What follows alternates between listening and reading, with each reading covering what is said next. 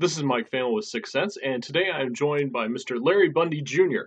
Larry Bundy has a Hello. sizable YouTube channel that goes over many different things from the game systems from when I was a kid, and I believe you were about the same age as I am. I'm 36, and I think you're in your Oh, mid. 37. Ah, well, you're older than me. Yeah, I yeah. did not know Just, that. You actually have just a one. much more youthful face than I do. Yeah, it's because I'm fat, really, but Well, I mean, yeah, I'm not a small man myself either, so. yeah. 37 years of burgers, this is, so. And they say they kill you in the end and just make at least you leave a beautiful young corpse. So, I mean, how many I mean, in the UK, how many burger joints really are there? Is it as prevalent as it is here in the US? uh, sort of. We most of them are American-made, American franchises. We have Ugh. McDonald's, Burger King, Five Guys just come out here a couple of years ago. Oh, I'm so sorry. Yes, well, it's £6.50 for a burger, and it's like a ridiculous price. And That's yeah, it's about comparative to what it is here. I think by the time you oh, leave with okay, just one burger, it's around $12 US. It's oh, not that's not cheap. no, no. The only UK burger franchise over here is called Wimpy, Hmm. which was named after the guy in Popeye, and now that's owned by a South African company. So we don't really have anything now, really. So you have So it's none all, of yeah, none of it's your own type of burger. It's all been taken over by American and one South African most company. pretty much so, yeah. And So, and we just had Taco Bell moving over here as well, oh so we Jesus. got them to look forward to. Well, what kind of competition does any kind of taco place have in the UK? I mean, I can't. Anytime I've been there, I've never None, seen none. Mexican food. Mexican move. We got Nando's, but that's actually Portuguese, I believe, It's which kind people of confuse the two. yeah, it's a little So bit similar, but not much. yeah, Wow. it's a similar thing. We got a. I've forgotten the other. Chiquitos is a restaurant over here as well, it's a franchise, but it's more of a sit down place rather than fast food. So So it's slightly uh, nicer. yeah, slightly not. Well, you get to sit down until to get out of the way for the next person. Yeah. So, but Well, yeah, apart from well, we weren't here to talk about food. What we actually that, wanted to yes, discuss was we should start a was to discuss. food blogging. Yeah. Yeah. Actually, I should Well, do that because I might actually get more views if I talk about food. It seems like all my yeah, other time, gay, lesbian, professional stuff. No one gives a shit. But if I talk about food, I'm sure I'll get a oh, million food. views. Yeah. Well, everybody loves food, don't Yeah. they? I mean, you can't exactly go without food there. Well, There you go. my Start the new thing. a week ago, my wife and I went to Epcot to get away from our child for 8 hours, and we Well, we ate it. that sounds like that's really cruel. I'm going to Disneyland because I don't want to be with my child anymore. It's like the Well, if you ever worst. take a if you ever take a 2-year-old to Disney, it is the most exhausting experience you will have, especially for a child that does Oh, not ever want to sit in a stroller. Our daughter no. is extremely active. She never wants to sit down. So within the first 6 hours, we were just beat. So we decided let's do something Oh, for ourselves. So we went to Epcot, and in the London part of Epcot, we sat down and had shepherd's pie, and my oh wife yeah. had I think bangers and mash. But it's like it's probably the Basically closest. everything with potato, really. Yeah, it It's was, just a there was pile of potato. there was nothing without starch on that menu. It was just Oh all. yeah. Do you want the most basic things you can have? But there was absolutely no curry. I was surprised at that Oh they didn't try to put any kind of other nationality food that's prevalent in UK society in there. yeah. Well, And, curry's the most popular thing to eat over here now. and why is that? Ironic. Even though we're getting off topic, I I've always wondered that. Is it because of just well, basically because of the Raj, really, because back then they brought the flavors over and that because they missed them and that, and they started coming up their own version. I mean, what we call curry is nothing like what Indians call curry. It's mhm. sort of like what we've sort of like you get nostalgia mixed up in your head, and you sort of create something together and that. So, and it's also appeals to local taste buds. Like Chinese food is not actually what Chinese food is in Mhm. China Yeah, and over stuff here like that. I it's mean, it's either all fried or all full of MSG, and yeah, it's it's extremely cheap and extremely quick, but not at all good. yeah, no, yeah. So Okay, I'm gonna try to stay on topic, but It's like completely ruined your interview. it's Haven't I? it's all right. It's all right. Um, what we wanted to talk about is the difference between UK gamers and US gamers, and Hmm. from watching your videos, the the the landscape for gaming is quite different than what it was in America. Mainly because Hmm. the Nest didn't have its stranglehold over consumers like it did here.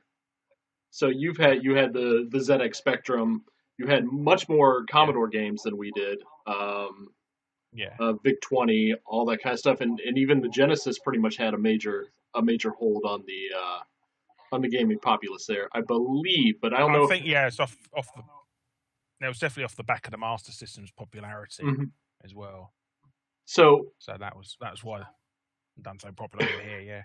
had the Nest had the same kind of distribution that it had here in America, do you think there would have been a big difference if Mattel hadn't screwed up as Would it, badly as they did? the main reason they screwed up is because they priced themselves out of the market. Hmm. Really, I mean, you could buy Master System games for like £25 over here, but a Nintendo game was like 70. Really? So you could essentially buy 3 Master System games for the price of a NES game. Yes, mostly third-party stuff, especially Sunsoft. They Hmm. were ridiculous their prices. Like, yeah, even more, even £75, £80 sometimes. Stuff like Fester's Quest and Gremlins 2. I remember that. Who would pay that much for So, Fester's Quest? exactly. I just bought it up for $7.99 last week at a flea market. Oh, It well, has some not poor held sod its over here value. pays 70 quid. Oh. Well, it's come under the old infamy thing because it's like a nice angry reviewer staple now, isn't it? So Yeah, everybody says it. I got aggravated with it. Yeah, but people like James Rolfe have kind of beat it into the ground. So there's no point in even looking back at even Yeah. then. Like you think, well, they said it's so bad, and I go back and play, and like it's not that bad. I mean, if you spend the time No. to it, if you do a drunken let's play, which I think we're gonna do tomorrow, Yeah. me and an actress are gonna try to go through some of these old games Oh. and play them drunkenly to see if Well. they make them better. But what do you think the UK gamers really missed out because of this, or do you think you had a Not better? really, because well, I think we've had more variety. We've had such a more sort of colourful sort of spectrum of gaming Hmm. as well. Since we grew up more with home computers, a lot of, if you look at a lot of famous British a lot of programmers out there, a lot of them are British and Europeans solely because they were given computers instead of consoles to grow up on, so they taught themselves to make their own games. Hmm. So I think the Nintendo sort of dominating over like the Commodore 64 in the US sort of did scupper a lot of potential talent for that reason, if you think about it in the long run.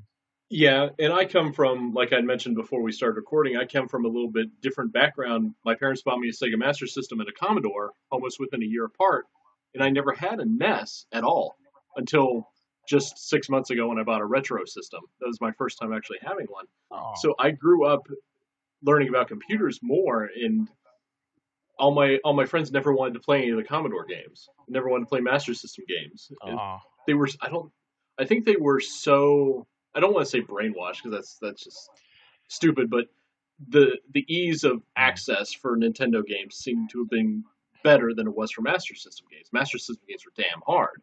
Yeah. Like Alex Kidd, the first Alex Kidd game No, was difficult as all hell. And they never wanted to play it because I mm. can't get past the first level. Screw this, I'm gonna go home and play Doki Doki Panic. Oh. Well, I think it's only really Toys R Us who really gave it a big push in the US. Hmm. Really, And yeah, they had everything they behind a made the store. cage here at the Toys R Us. Oh, You'd have to go up and you'd have to take a ticket and you'd have to bring it up to the cage and they would yeah, go the fetch it for you. big yellow ticket. Didn't you have the box at the front? The guy is behind the glass box. And Yep. You'd have to wait for him. yeah. You'd have to go So, all the way in the back room and fetch it for you. yeah, he said, "What? Why did you just put it behind you?" It's just a load of crap. There's nothing there. But why did you put them there if you have to go 10 miles down the road to pick them up and that? That And was he always looked at you as if he always looked at you as you were bothering him. the. What do you want? Yeah, we're just trying to buy, just trying to claim something I paid for. You sit there looking bloody miserable. It was even like we had a store here called Service Merchandise, and the one that was by us is you would go up to this big counter, and you would pay, and there was a conveyor belt behind all the cashiers, and you would have to sit there and wait for your item to come down the conveyor belt for you to finally get it. It was everything from luggage to games to watches, like stuff. You would go to the jewelry thing, you'd be like, I want to buy that watch. Like, well, go over there and stand there for 20 minutes and wait for some guy in the back to bring it out to you via conveyor belt. Yeah, we got a store chain like that over here called Argos. They're like that. So they're as a pain. You have to they got like catalogs out in the front. You pick what you want, and then you got to go up to the counter and pay and stuff like that. Yeah, it's always annoying. And then even though in those days they didn't even tell if it was in stock or not. So you just sit there looking like a mug, still saying, oh, sorry, it's not in stock. I just wasted 20 minutes of my life. Thank you. I feel that pain too. As far as the differences, is what was your first system when you were a kid? Well, the first system I had was an Atari 2600. So not all that different than us. My older brothers, and you're kind of like us after all. Yes. Well, we called it the VCS for years and years because the 5200 never come out over here. Oh, really? So apart from that, yeah.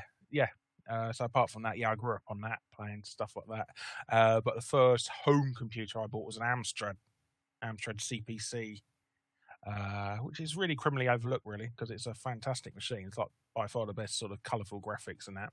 It was on par with what the Mega Drive could do, really. And I think that was more local to you guys and not us. I don't think I've ever seen one here at all. No, I think it's most of sort of Western Europe, really. Mm-hmm.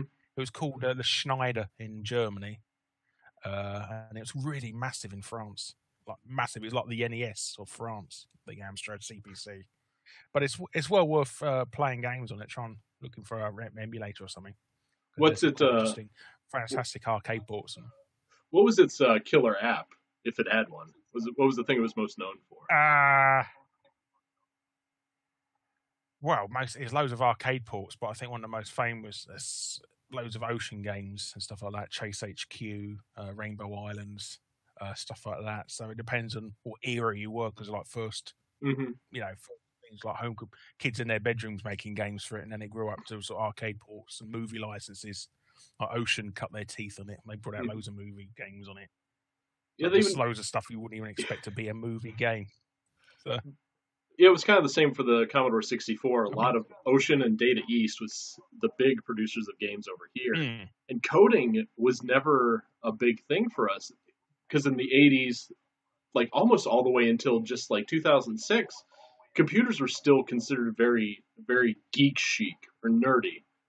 And then we had this major shift, like within the past 8 years, where all of a sudden knowing that stuff was actually cool. I don't know where that stemmed from. I guess it was just kind of a push by media just to say, hey, you're a nerd, it's cool now. For the past 20 years, you were screwed. Well, I think it's those people. Yeah, exactly. Well, I think it's those people growing up and getting into it as well. So they're becoming the modern thing. So that's what they're spreading it out as well. But also a lot of programmers it's all almost Japanese based in the 80s, wasn't it? In the early 90s for gaming. I mean, it's only more recently they're starting pushing to the West, and nowadays you hardly ever get hold of a Japanese game, really. Mm-hmm. I mean, I think the only games I bought this year that are Japanese were Final Fantasy 15 and The Last Guardian. Really, I can't think of anything else. Really, most of the games are based in the US or the UK or something. So, what did you think of The Last Guardian? Because it actually got outsold by Dead Rising 4, surprisingly enough. I know. It was surprisingly disappointing, I must admit. It felt like a sequel to Ico more than anything, where the camera was just really, really zoomed in. So it doesn't have the grand sort of opus of a dead sort of civilization like the previous two games had, and that's sort of missing, really. It's just like enclosed puzzles all the time. Had it been... So that sort of missed out on that. So I can see why Sony wanted to cancel it multiple times as well, because it wasn't anything like the previous games, really. Had it come out, say, 8 years ago, you think it would have had a better reception? Oh, definitely, definitely. I mean, you can tell it's an upscale PS3 game as Hmm. well. So yes, it's like older mechanics. It's just the uh, the Trico is the sort of thing that couldn't make the PS3 really work properly because all the feathers and that and sort of architecture and intelligence of it. Yeah. I don't. So I hope I pick it up sometime, but I sold my PS4 a while ago, so I was one of those gamers that just kind of gave up. Like, I need to go oh one system. But that's the thing about those of us that were born and grew up in the '80s with video games. Now we have families, and we're like, we can't dedicate our time to this hobby that we love so much as we can now. 'Cause, yeah, like, that's I can't run around with a child and play like Gears of War. I have to wait till she falls asleep, and then I have an hour before, since I'm in my 30s, I start falling asleep too because I'm getting. yeah, it's I spend more time talking about games than I do playing them nowadays. So Well, but you have such a it's weird grand catalog as of well. things to talk about. I couldn't imagine you would ever run I out of do. anything to I talk mean, about. well, I think there's so many games out there, but I like talking about the stories about them and sort of the anecdotes and pitfalls and stuff like that. That's more interesting for people, I think, now, rather than did you know that Mario 2 was really Doki Doki Panic? I mean, everybody's heard that so many bloody times nowadays that they, it just turned off and that. So you just need to go for original stories, and there's so many untapped anecdotes. And I'm getting people like developers write to me now and tell I got this funny story in that. Would you be interested in hearing it? So yeah, and I think everybody just loves stories, really. I'd like to know more about how the Young Ones game came about that you guys got. Uh, I'd like to know that too. I do know that a lot of it was sort of ruined because of Rick Mao and what's his name, the guy who wrote the Young Ones. They kept Ben, meddling with the game's programmers and that, so they scuppered it quite a bit. So it wasn't as good as it originally meant to be. But this was Britain in the 80s. You could just buy any license you want for pennies and make a game out of it. So pretty much loads of TV shows over here, loads of American shows got turned into games over here, especially Saturday morning stuff. And we had stuff like Mask, Battle of the Planets, uh, Inspector Gadget, loads of Inspector Gadget games, Real Ghostbusters. Brave Star, stuff like that. So loads of Saturday morning cartoon shows. stuff that gets started over here and we didn't get it all. Just like the Thundercats. I was actually watching that episode this morning when I got up. We never Yes. got a single Thundercats game, and Crikey. Thundercats is still merchandise is still prevalent I in every store you go to. It's insane because LGN own the rights to it as well. So I think they were more but focused you would on have thought they would have Spider-Man and brought it out. X-Men. Everything was a superhero game with Oh LJN. yes. That was Oh some of yeah. Or the horror biggest movies. disappointments was getting an LJN game when you were a kid and you were like, oh, damn it. Yeah. They were so bad. I know James has already pounded that into the ground, but man, I have never seen a Mm. publisher to scoop up so many franchises or so many IPs and just drag them into the ground when they could have made something good. I don't know if it was just because they were inexperienced at I know. making Well, quality I games. just I think it was just a case of them throwing it out the door. Okay. Sorry. No problem. Sorry about. Just to make something quick, a quick buck is pretty much LJN's thing. No, absolutely yes. So no, it's yeah, but I think it is weird that they always sort of throw them out the door and sort of didn't take care of it. But I just think they always they were just a business. They didn't think about creativity or anything. It's just a product for them. As long So as it works and they can't get sued for it, that's all that matters. so kind of like EA is now, more or less. Essentially, yes. Or Ubisoft. um, on the topic of the differences, because it's kind of hard for me to nail down the exact narrative for kind of discussing this because I'm so inexperienced with UK gamers.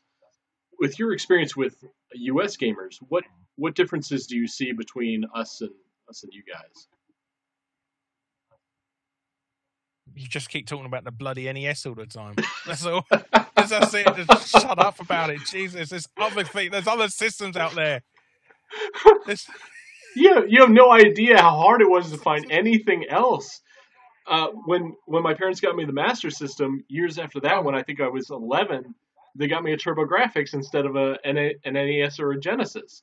So I kept getting like these systems that had no games, and I was the only kid in my whole neighborhood that had this crap. Ready back to win. And since they were so used to all these other systems, when they would see these other games, they wouldn't want to play them because they were so different. They were so Japanese or whatever, like Hudson Soft games. None of them knew what to do with that. Yeah. So I didn't. I can understand why it's really Japanese. Yeah. I mean, they couldn't even be bothered to translate the games half the time, could they? So half of them in Japanese still.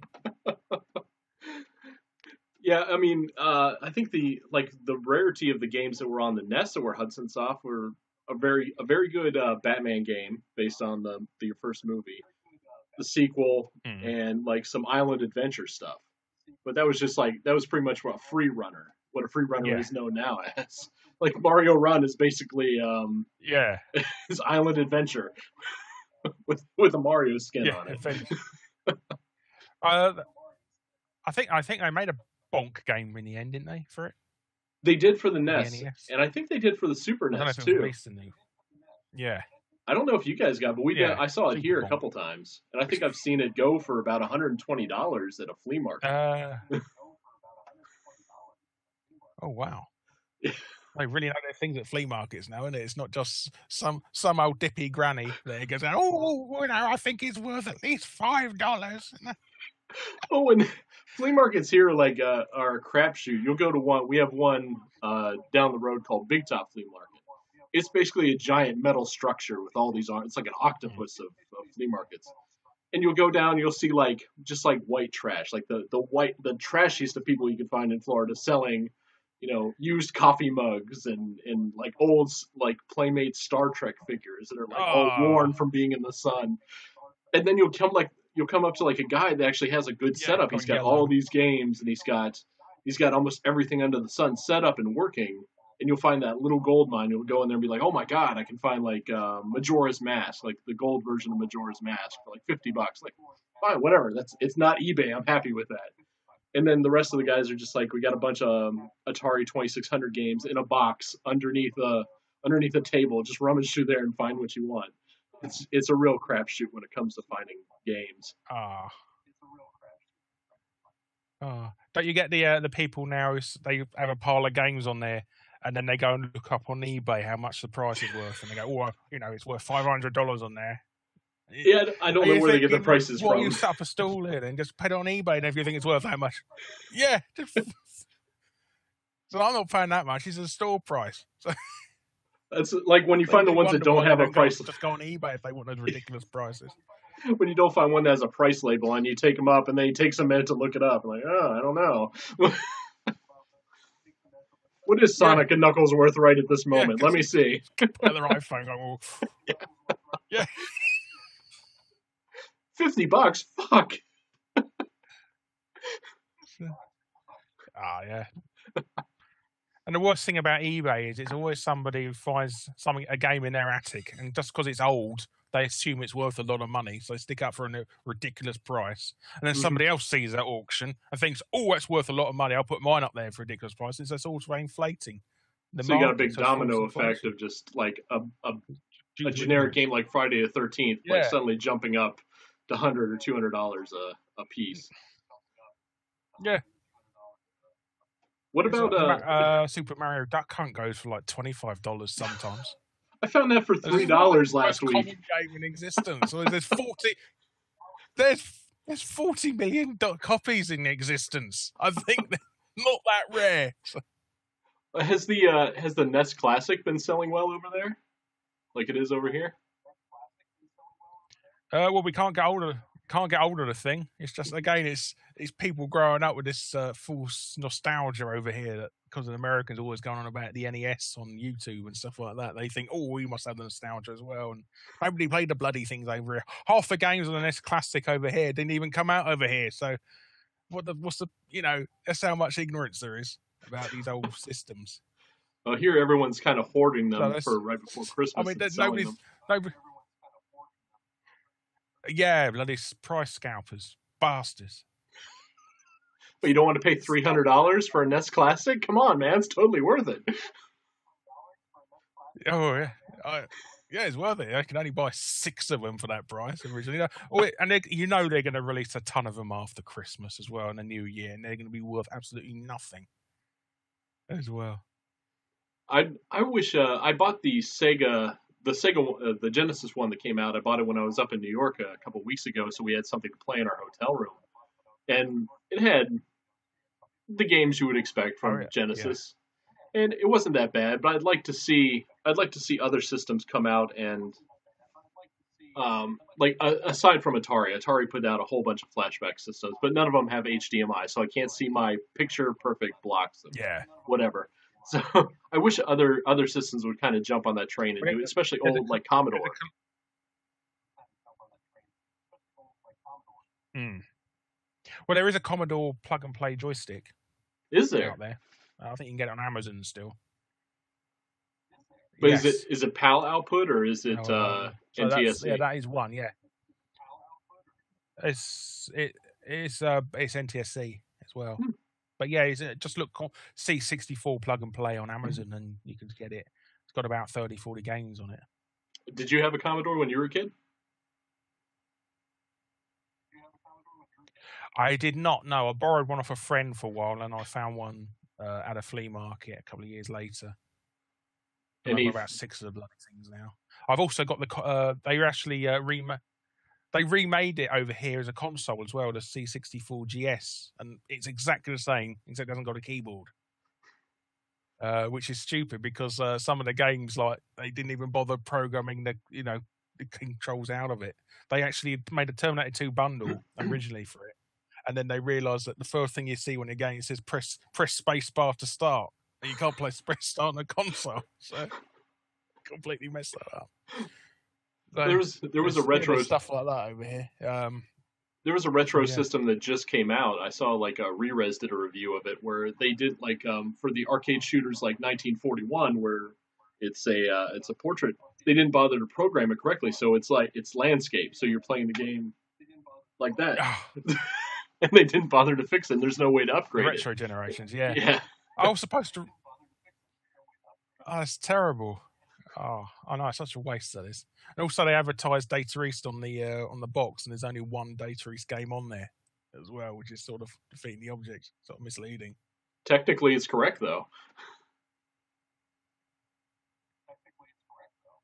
Well, it is. It is technically correct, but it's most of the games are from Pico Interactive, and they're like most of South Korean or homebrew games and stuff like that. So they got far more games than anyone else on there, but they're not even advertised at all on the box. That seems to be the staple of all of these these retro consoles is you have like at least 30 original games or 30 classic games, and then you have at least 40 or 50 just knockoffs, just like hitting mices and other nonsense that's just really kind of like a something you would pay like a dime for on the App Store or the Google Store.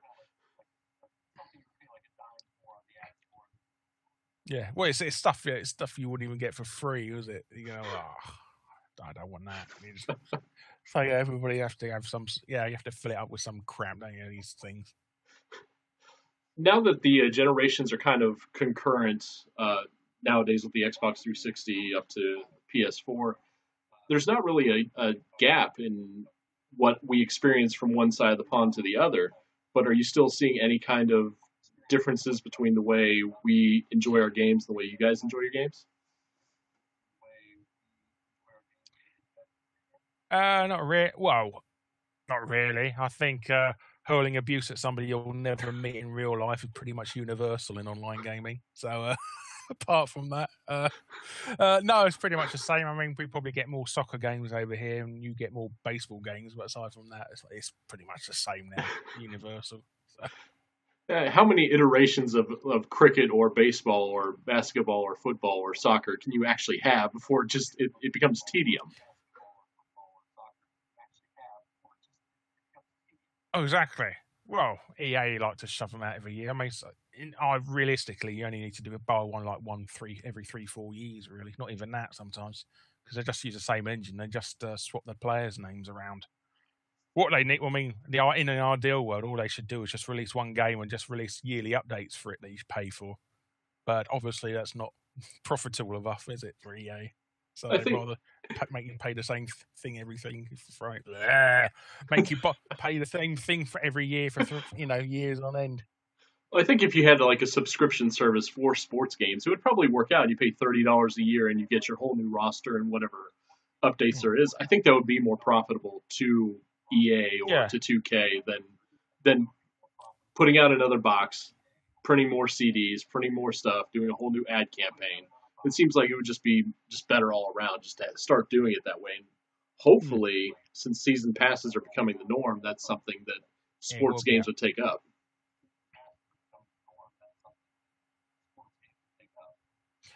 It would be, because season pass is almost as pricey as the game itself nowadays, aren't they, as well? And also, with these games, the yearly games, they're worth absolutely nothing the year after they come out as well. So there's no money to make there. Yeah, you get kids. Most stores won't even take them. You get I actually know somebody who just buy. Oh, sorry. Oh yeah. Yeah, I know somebody just buys the old man. Oh, I said that's a bit of lag there. I know somebody who buys those games just for the boxes, to replace boxes, because it's cheaper to buy an old copy of Madden than it is to go out and buy a replacement box. So it's pretty ironic, really. You see kids coming in to the GameStop by me, and they'll bring in like Madden 2015 or 2016 and NBA, whatever, and they're just shocked. It's like a penny, like literally a penny, is what you get for it. But then if I were to bring in, say, Sonic 1, because our GameStops now accept retro games, they'll give me like $10 for an old beat up cartridge. Oh wow, that's ironic. There's a video on YouTube of somebody trading in every single edition of Madden for the latest one, and it still wasn't enough to pay for it. Like, it's 20 years of Madden games, and it still wasn't enough to pay for the latest one. So. Are sports games as a big deal over there as they are for us? Like, there's a big hullabaloo when Madden comes out, but I don't know. Not knowing sports games over there, I'm not sure. I know. I see people pre-order Madden. Why? So it's mostly FIFA, really, here. The WWE games obviously are quite popular over here, but apart from that, nothing I can think of, really. I mean, they don't really make that many cricket games or rugby games over here. I mean, they're only once a console generation at best, really, for them. But it's just, like I say, it's just soccer mostly. Oh, and the Pro Evo series that Konami makes, because it's the only game that Konami actually bothers making nowadays. How did you get into your whole when you started your YouTube channel? How did you get into doing all that? Because you've got a lot of videos. You go into a lot of depth. I'd like to know how that all piqued your interest to start being a content creator. Oh, thank you. Well, basically, I was on television before, but nothing too thing. It was actually a live phone-in show where people ask for cheats for games and that, and I'd tell them it on screen live and stuff like that. So, but when that closed, my friend Wes and I come up with the idea of releasing game reviews on mobile phone platforms, and we're like pitching it to various sort of chain stores over here and retailers and stuff like that. And basically, we got stood up for it, and we decided to stick them on YouTube instead in the really early days. and it sort of took off from there. And I think Screw Attack saw some of the videos we were making, and we got picked up there for a while, and sort of moved over from there and sort of we built up a reputation like that. But it's only really the last year with this Fact Hunt series I'm doing that the channel's just exploded, really, more than anything. I just say people just love sort of stories again. I think the Driver 3 fiasco is probably the most interesting of how it got so buried and the whole games journalism thing just went out the window when it came to that. Yeah.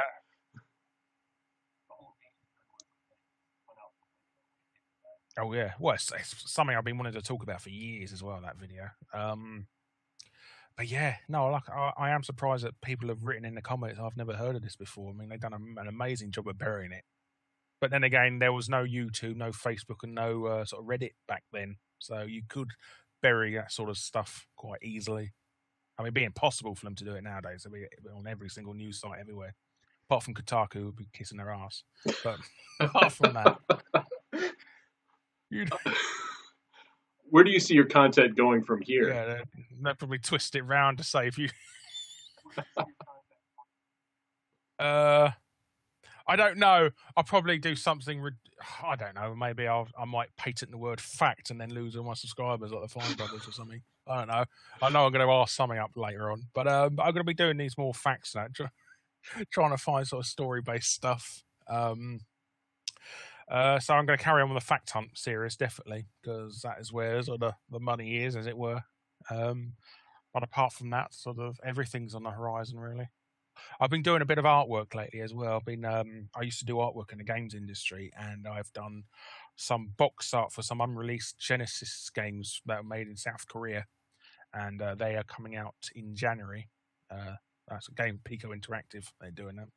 But apart from that, I'm concentrating on doing videos, really, because it's just like really starting to take off as a possible job for me now. What is some of your artwork that people would be familiar with?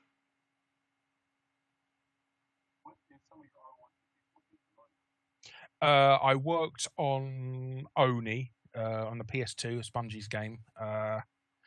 That's probably the most famous game of all. But aside from that, I've done a couple of PC shovelware games. One called Akimbo Kung Fu Hero, which basically find any bargain bin anywhere and it'll be in there. And I also did the artwork for the Game Boy Advance Action Replay cartridge as well, the first edition. So those are the main things. Oh, also I done the box art for Battle Kid, the homebrew NES game that was based on I Want to Be the Guy. Nobody talks about that anymore, do they? I Want to Be the Guy. Whatever happened to that? Actually, I've heard about it one time. I think I don't even. It was on a YouTube channel somewhere. Someone mentioned it, comparing it to another game, but I've never actually seen the game. So, did you fill me in on that? Oh, you got to play it. What? I Want to Be the Guy. What's the game actually about?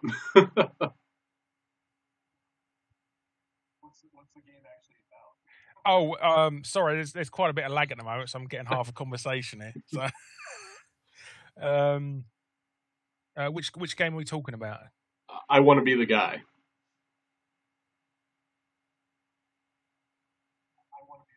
Oh, sorry. Yes. I'm just going to make your editing as annoying as possible for this video now. It's basically it's one of those like super hard games where you die in one hit and they're like really low checkpoints and you have to sort of. It's one of those games that messes you about, sort of Pavlov's dog style, sort of.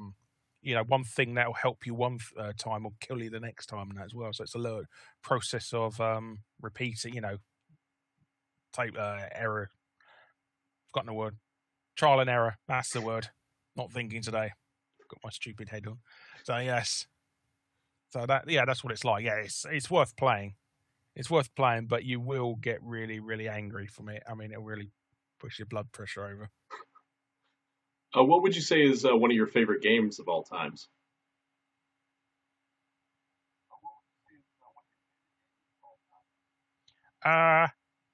I don't know. For the longest time, I used to really, really like Twisted Metal on the PlayStation 1 and Twisted Metal 2 as well. So I just really, really enjoyed them for some reason. Lately, I don't know. I sort of move in and out of games now. I've not really got one that I absolutely love. I think Half-Life 2 I really enjoyed as well. That was one I enjoyed for the longest time. So stuff like that. Nothing that's super. I love the hell out of at the moment, really. I'm playing Let It Die quite a bit now. It's quite good for a free game. And I'm also trying to play The Last Guardian. That's it. Trying to play The Last Guardian at the moment as well. But again, it's just a case of having the time to do it now for me. It's getting old. The difference between when you're young and when you're grown up and that, you got all the time in the world and a kid with no bloody money to pay for anything. And now you're adult, you got the money to pay for anything and no bloody time to play them. So that's the irony. Is there anything that you'd like to see change in the games industry?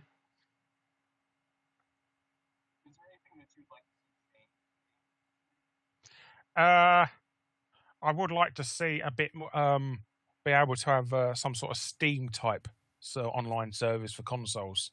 I think since it's only a lot of one horse races that you have to abide to their prices, so there's no competition.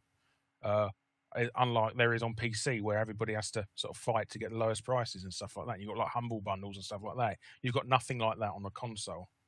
So a bit of rival companies about selling games on there, like maybe Amazon can have an app on there or something, or GameStop or something, so they can have rival digital copies that you can download directly from the console and have a sort of more fair price because they're ridiculously expensive. They're more expensive than they are to buy retail now on there at the moment.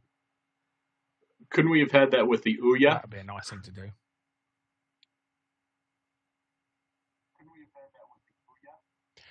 We could do, but it was so open ended. You just pirate the bloody things on there, so there's no point in buying anything on the Ouya.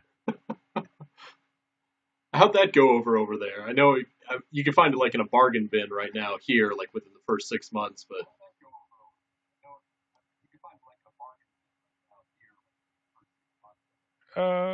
I've never ever seen them for sale in a store over here. I bought mine secondhand off eBay about 6 months after they came out. They're really good for like emulation and stuff like that. But God forbid you use it as your main console because it's a complete toilet. So it's a really nice looking paperweight, really.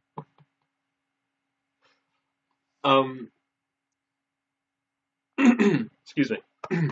Sorry, all that beer I drank. As far as YouTube content creation goes, are you seeing that it may start to shift to another site altogether, or will YouTube be the mainstay for us content creators?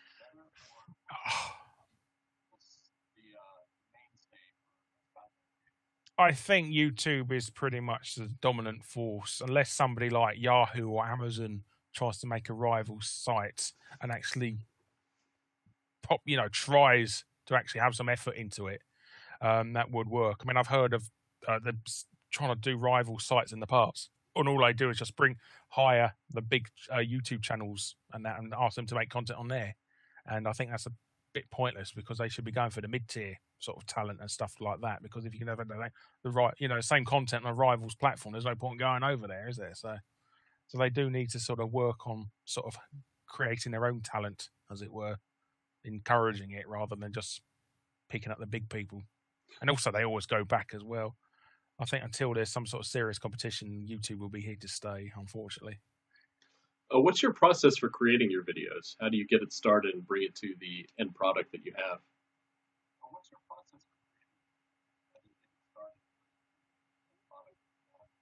Basically, it's a lot of research, sort of looking up stories and stuff like that.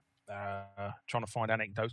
Old magazines are fantastic because a lot of the information on old magazines is never printed on the internet as well. So that's like a whole new source of information untapped in that. So that's why a lot of my videos are completely original because I get a lot of my information from magazines. Then I write a script, voice it, and then spend about a week editing it. Really. So that's all there is. It's I've got it down to sort of a factory process now. Just me being incredibly bloody lazy all the time that stops it from being more regular, really. Your catalog of magazines, was that just from your personal collection, or did you have to hunt some of those down?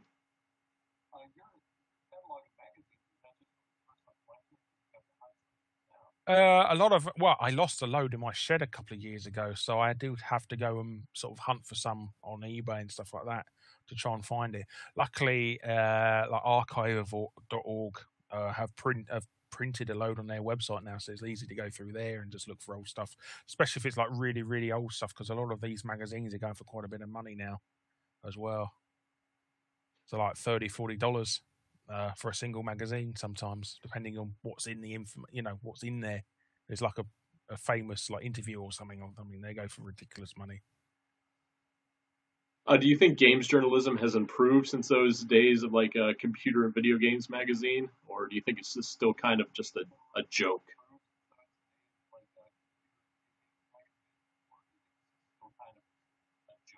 No, they've always been full of shit, basically. I mean, when they were, I mean, in the early days, they were just teenagers who didn't know what they were doing. So somebody,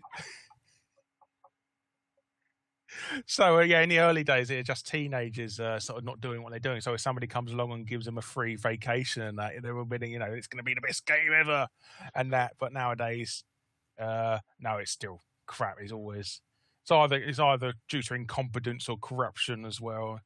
You get the odd good egg out there, but aside from that, you should always I've always said to people, the only true opinion you should trust is your own, really, in this world, in this gaming world. Have you ever thought of a game? Then it's good for you, really. Have you ever thought about throwing your hat see what it's like and then buy it? So.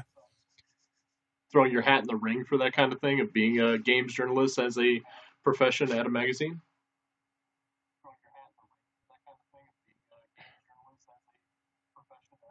Oh, they don't want anything to do with me.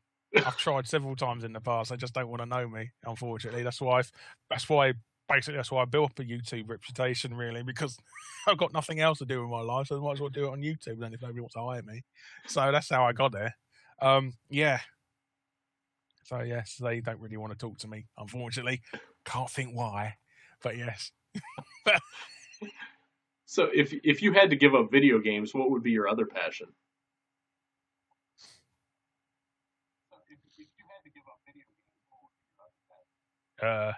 Probably anime. Probably I do like anime. I do a lot of drawing of it as well professionally. Well, not professionally, freelance, if that counts as professional. So stuff like that would be my second thing, really. I don't know what else, really. I used to have a thing for collecting Monopoly boards years ago. I used to like collecting hundreds of different types of Monopoly boards, and then I ran out of space. So yeah, but I think gaming is still the main thing I always focus on. So, favorite Christmas theme game? Or maybe comedy writing, doing comedy scripts I might to do and stuff like that. So, famous Christmas. There was a game on the Amiga called Psycho Santa. I used to play that a lot as a kid. I can barely remember it now, but that used to be my favorite Christmas themed game. As far as collector's editions go, what are some of the things you'd like to see bundled if people want to pay out $100 and $120 for a collector's edition?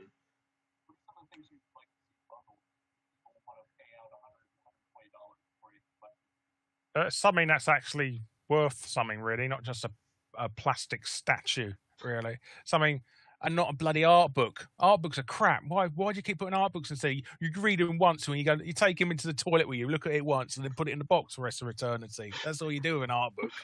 And a still book is just there to get dented, to get neurotic. So, don't put it anywhere. You might get a dent. And then when it does, you just can't get it out. So you just sit there moping. So still books are a pain in the ass as well. I don't know, something of value, really. I don't know what. Let me just plug my laptop in because I'm running out of juice. Yeah, no, it's just something. I can't think of what the best ever one was. I think a CD of the soundtrack's quite good as well. That's something you don't really get. I don't like these digital codes because that's too DRM restrictive for me, really. I like to take it out and do stuff with it. That or sometimes there's no point getting a CD anyway. You just download it off YouTube or something, really, for the music. But I honestly can't think of anything really of value for a collector's edition. Really?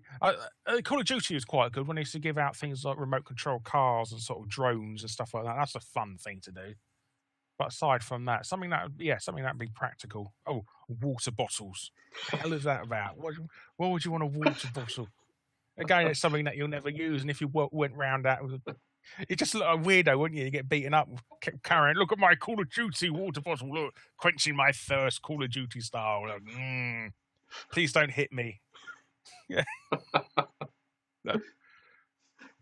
Did you ever have one of those? Just bundle any old crap in there. Oh, I think USB pens are all right as well.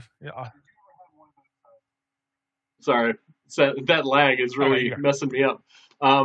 Did you ever have one of those big Christmases where you got all those games you wanted and all the systems you wanted at one time? Should we start?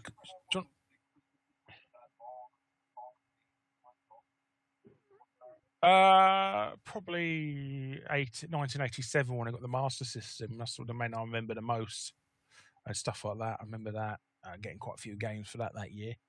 I got a Game Boy one year because I actually found it. My parents had wrapped it up, and I've sort of torn off the corner and that to see it was there. And I was getting one, and then what they did was they bloody hid it from me all day, as well, just to call it in because they knew I'd looked. So I was going, where is it? Just to get back at me, yeah. I got cruel there, so yeah.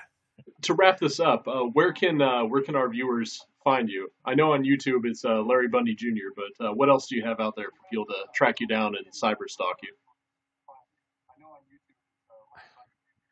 Yeah. Well, I've got a vanity YouTube address now. I've got youtube.com/Larry as well. So yeah, so like I'm the official Larry of YouTube. Isn't that exciting? Yeah, that's my main thing really. You can follow me on Twitter at Larry Bundy Jr. JR, that is, and I'm also on Facebook as Larry Bundy. But that's about it really. I don't really spam myself out there really. I don't know why. I'm not really much of a promotional whore really. I'm just there. I'm doing my thing, as it were. But yes. Well, if there's anything that you just go to youtube.com/Larry, really. If there's anything that you'd like to promote, feel more than welcome. I mean, this is your platform.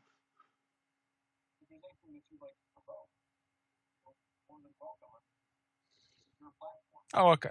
No, I don't really feel like promoting anything. Yeah. No, it's all about the same, really. My stuff.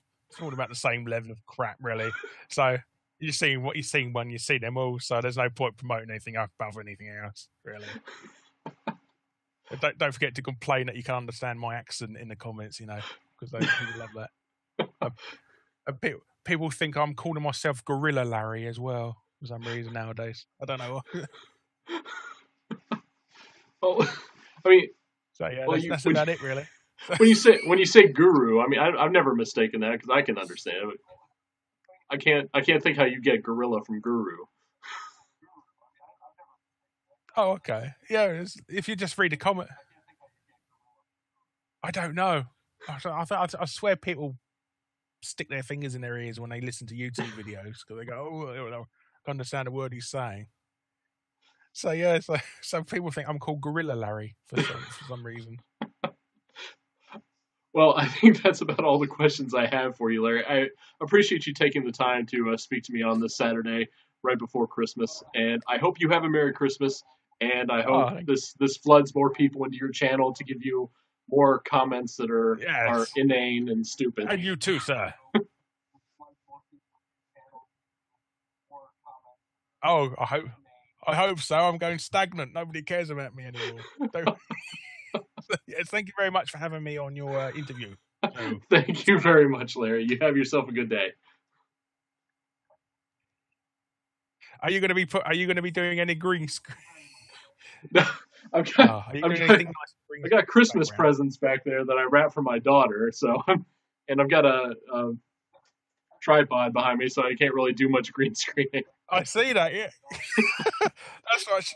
Well, I hope she doesn't watch this interview. It's going to ruin her Christmas, isn't it? Well, she already saw everything because my wife decided to open the boxes. About Santa as well. It's like I've been wrapping it.